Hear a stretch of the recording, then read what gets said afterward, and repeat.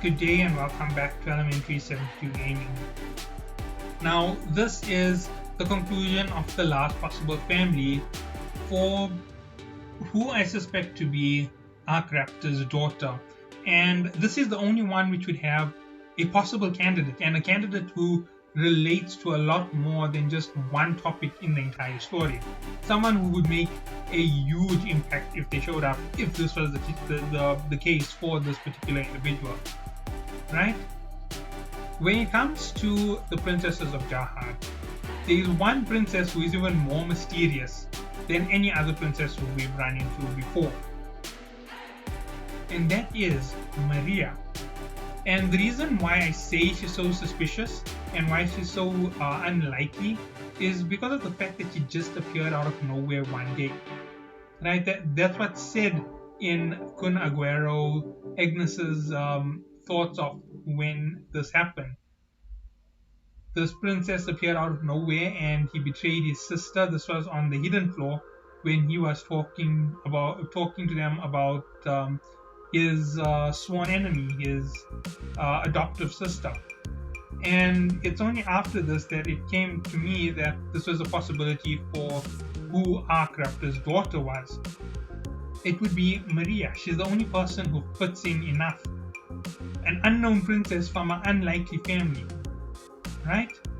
Unlikely because she's not from any of the major Kun branches. She is from a family that was running away from the family. Overall, she's different from the others. That would be something that makes a big difference. She wasn't evil like us. That's what Kun even said basically. She wasn't like him. She was different. She was good. Now that makes sense that she doesn't belong to the same upbringing. She wasn't brought up in the floating castle. She wasn't brought up with all of these members of the family. She'd have to be somebody altogether different. There we go. Kun family, possibility Maria. Now I've explained the part of where it's a possibility of who she is because of the particular place in which she popped up in all of a sudden. But let's talk about the next thing which makes it even likely to happen, right? We know Kun is a couple hundred years old, so this could have happened a couple hundred years ago, and that's nothing unusual in the tower. It happens all the time. A lot of them are really old. Even Bam is thousands of years old if you count it from the day of his birth, and then you count it from the day of his rebirth. We have no idea how old he is. Alright, so let's get into why I suspect this to be Princess Maria as Arkraptors' daughter. Number one, Arkraptors' daughter is someone who the family would have taken any interest in taking. Now, for most families, it's always going to be princess or ranker stories. And when it comes to the rest of the families, we don't know enough for us to make a valid case for anybody else. And it's not like this was the Pan School family. The Pan School family would have been so obvious. He would have enjoyed Sleepyhead too much the moment he met her on the train, but he didn't. And then we'd know that that's the family and that's the whole relation. When it comes to RDA family, we're not even sure because he didn't say anything about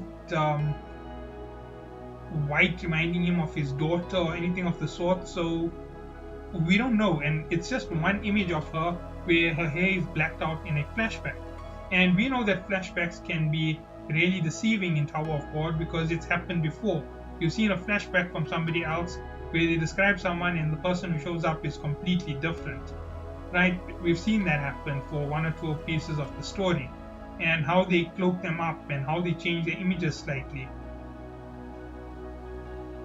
So yeah, that's one of the possibilities. But there's just that key point makes a lot of the other points shine out a little bit more here and there. Why would a Kun family member join Fug or help Fug? Remember that's another story altogether.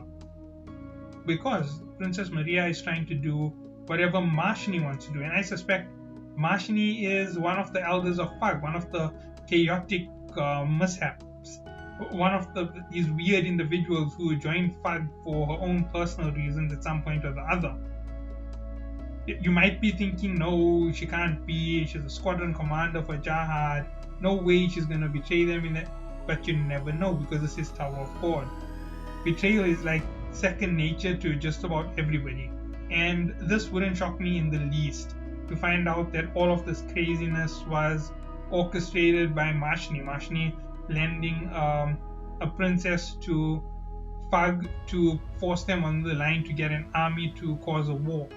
Remember, that's Mashni who we're talking about. She wants bloodshed. It doesn't not add up. It actually fits in quite well with everything.